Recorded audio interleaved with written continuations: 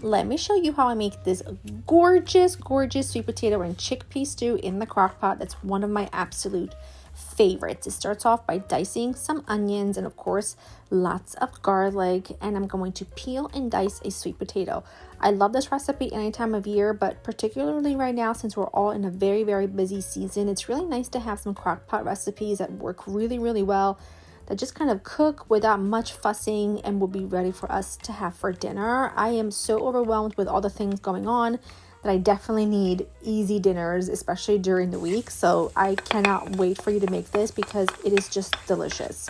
Saute the onions and garlic in a little olive oil, and then I like to add my spices to the onions and the garlic because it really blooms them. And then because there's a lot of good flavor from those spices at the bottom of that skillet, I add a little bit of my stock at that point just to lift any of those bits and set those aside.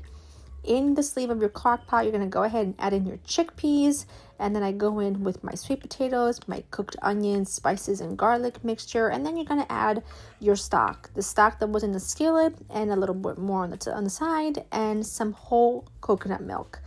I like to go ahead and give it a good stir and leave it on the crock pot just to cook until everything is tender. I will leave the exact recipe in the description below so that you have all the info there for you. I'm using some rainbow chard, but honestly, even spinach would work for this.